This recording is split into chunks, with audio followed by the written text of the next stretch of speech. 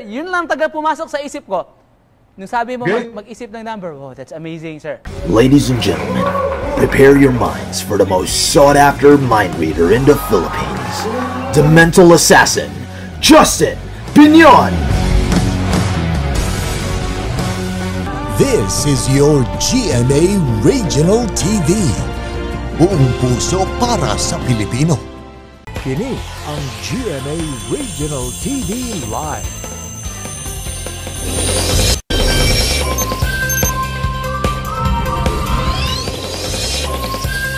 Libuan ka mga netizen ang nabilib sa abilidad nining usa ka lalaki nga daw makabasa og gunahuna. Siya si Justin Piñon, usa ka mentalist nga nakabase sa kauluhan. Gumikan sa iya makabilib nga abilidad. Nakadawat na siya og laing-laing mga pasidungog. Ug mas ila-ilahon ta usab siya luyo sa iyang pinalahi nga abilidad dinhilang sa GMA Regional TV Live. Talagsaon gyud kapuso ang iyang abilidad ug atong pakisayran giunsa man niya makauban nato sa programa karong buntaga, mentalist Justin Piñon. Mayong buntag ug maupay na aga, Sir Justin. Welcome sa GMA Regional TV Live. Pakibati, sir, ang inyong mga tagahanga dito sa Visayas. Maayong buntag sa tanan.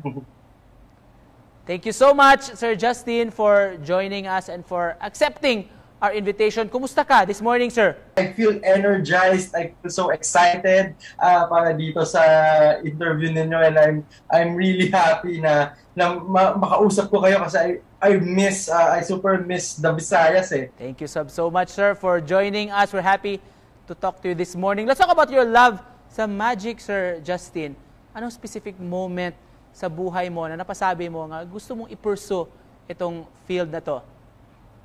Well, a lot of years ago, siguro mga 15 or 16 years ago, I had an ex-girlfriend. Umpisa lahat sa pag-ibig. And after like a year or so of trying to move on, I just realized na what if I can read minds? Because if I can read minds, malalaman ko na makikipag-break ka pala sa akin. Can we try this morning, sir? Itong mind reading, mentalism.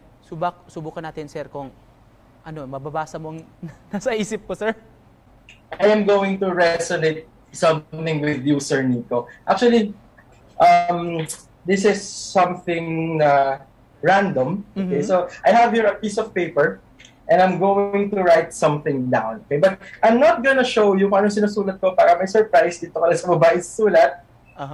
And then, actually, this is just a 2-digit number. Yan, tataas ko. What I've written down here is a 2-digit number. Now, to give you a heads up, yung number na nandito, Sir Nico, has nothing to do with you. Okay, this is not your birthday.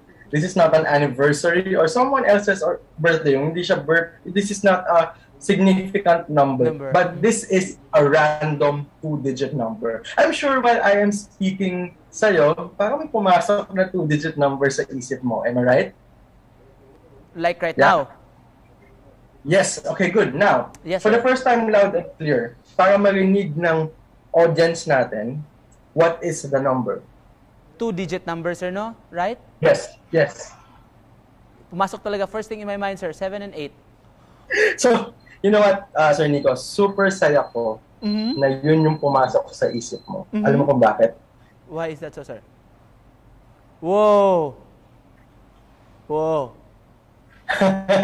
Actually, sir, yun lang taga pumasok sa isip ko. Nung sabi mo mag-isip ng number, wow, that's amazing, sir.